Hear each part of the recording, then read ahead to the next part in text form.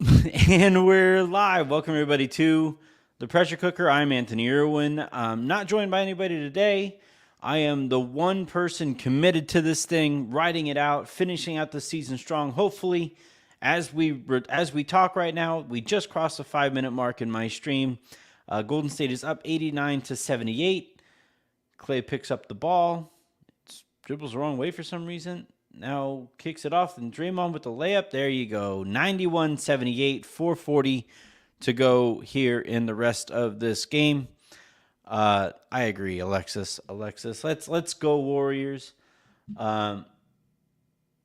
Winning in Boston takes a lot, so doing that would be pretty cool. Oh, please don't. And if Golden State closes this out, we don't have to root for them anymore, which is a very important deal. All right, 91-81. Steph bringing the ball up the court. Wondering if Jason Tatum is going to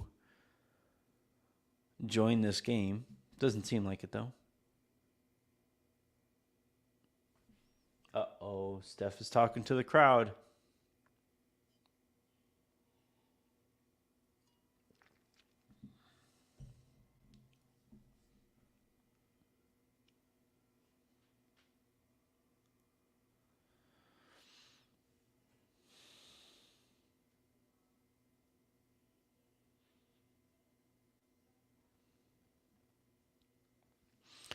All right, let's get into, we'll wait another minute and we will do magic number here. Give me your thoughts. Also, look, if this is the last few minutes of the season, that means we are that much closer to the beginning of the Lakers offseason and some of the decisions that can finally made officially or start to get made officially here in the next week or so as we get closer to the draft, as we get closer to free agency, as we get closer to LeBron James making his Tatum with a brutal, and that should have been a T. A brutal turnover there from Tatum.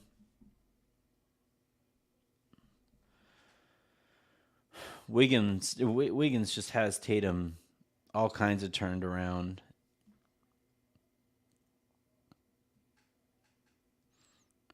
Wiggins is one of those androids that just, for some reason, doesn't get tired. It's just like he is Andrew Wiggins from the very start of the game to the end of the game. He has the same amount of energy, especially on nights that he's playing with that kind of energy. He's just exhausting. It seems like playing against Wiggins. He's all arms. He's crazy athletic, crazy motor to go with it. Can just last forever out there. It just seems like playing against him would just suck. It would just be nonstop. Do you ever slow down? Do you ever just stop? He doesn't talk either, I don't think. So you're just out there. Hey man, like, can we just chill? Ball's not even in play. I made the mistake of doing the lawn before we went live here. So I'm like this close to a coma. Like I'm the opposite of Andrew Wiggins.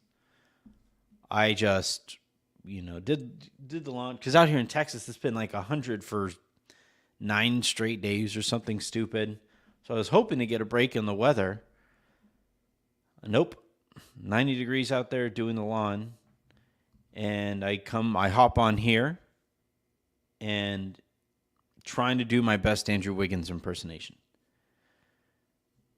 Give me your thoughts on the game, though. And if you're in the comment section of YouTube, especially, YouTube is the one that I see the most on here. So if you guys are on YouTube, watching on YouTube, hit me in the comments with your thoughts on the game. We're going to play Magic Number here in a second. Give me your thoughts on you can ask some questions in these timeouts of what we think the Lakers should start with, all that good stuff. Alexis, you live in Phoenix. It's either freezing or crazy hot. And there's like a couple weeks there where there's my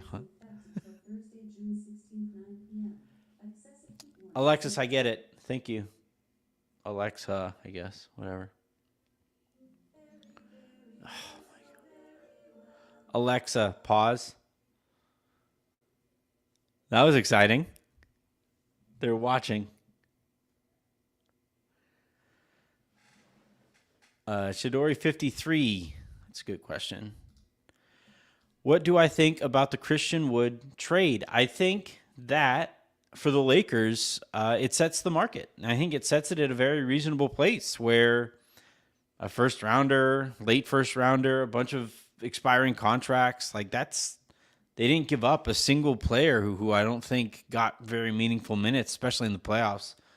So yeah, if that's kind of the starting point of the market, I can imagine. But if that's the starting point of the market, then I think that puts the Lakers in a better spot than we might have thought originally. Now, the Lakers are going to pay more of a premium. Rob doesn't have the best reputation around the league. So I do think that, and then plus it being the Lakers, nobody wants to be the team that helps the Lakers.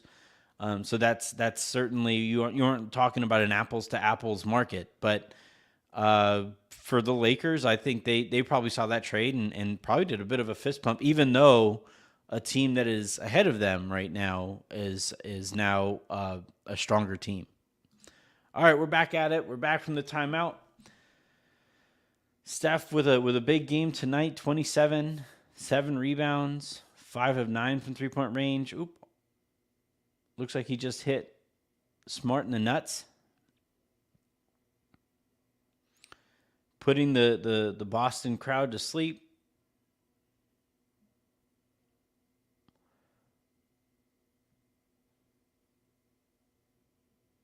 All right. It's wild to see how passive Tatum is.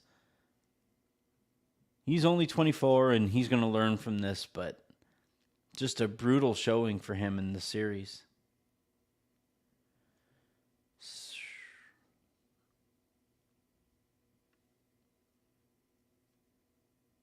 Good job, Clay. Clay was, I thought, forcing it a little too much. All right, magic number here with 2 minutes and 30 seconds to go. I'm going to go ahead and say that the Warriors are at their magic number, so they don't have to score, and I think they'd be fine the rest of the way. So we'll play, what number will Boston finish at? I'm going to go with 90. I'll go 93. No, 92 is what they'll finish at. Just like that, a three-pointer. 96-84, 2:10 to go here. I'm surprised we're not seeing more pressure from Boston. Try to speed up Golden State, but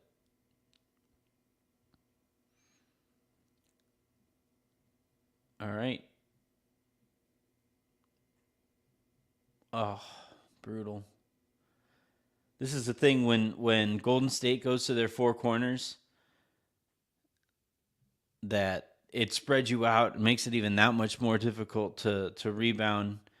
And on that one, you see Wiggins, takes an off the dribble three, ball just bounces between the cracks, winds up with Wiggins, and he hits a wide open three.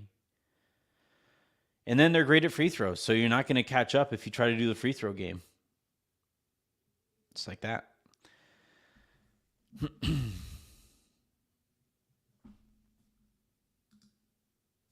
James Michael Santiago with, I really don't get the Golden State hate when compared to the Celtics. Maybe I'm already that old. No, you know what, James, you're on the right side of history on this one.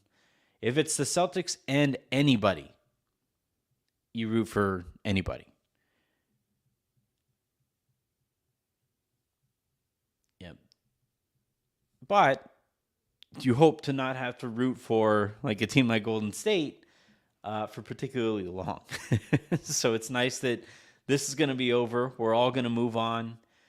Golden State's going to get another championship, and Lacob gets to do his victory lap. He held on to the young guys and didn't get immediate help. Won a championship anyway, and he gets to go on that victory tour that he has been doing for the last 5 years.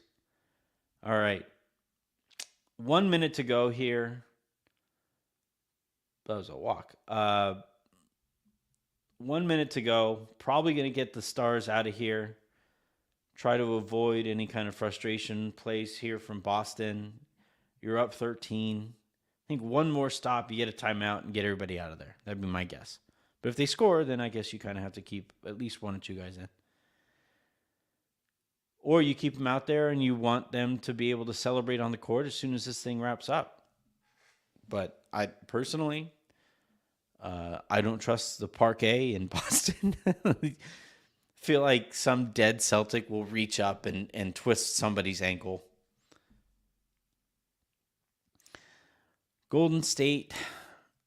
The thing about Golden State, though, that Aaron and I have talked about here a couple times, they don't feel as far away from the Lakers as maybe we thought they might be.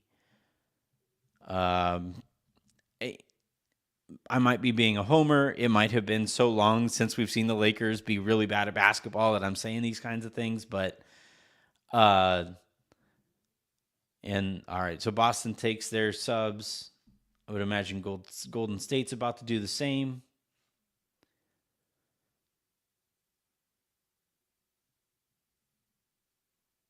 But yeah, I don't know. I look at Golden State and maybe Clay gets better than he was this year, being a full year, another offseason to fully recover, maybe. But you might also see some extra slippage from Draymond Green. Like maybe that is made up for by some of the younger guys and stepping into their roles, but then you're asking younger guys to step into their roles who didn't play at all in the playoffs this year. So I don't know. I think if you get LeBron, you have AD, and if they're able to stay healthy, you make a rush trade to bring in pieces on the peripheries that you wouldn't be able to bring in otherwise. That gives you a shot at it. You think it gives you a shot, but we'll see. What do you guys think? Do you think the Lakers can catch Boston here? You got a minute to go before we really start wrapping up this season. God, I'm so excited to wrap up this season.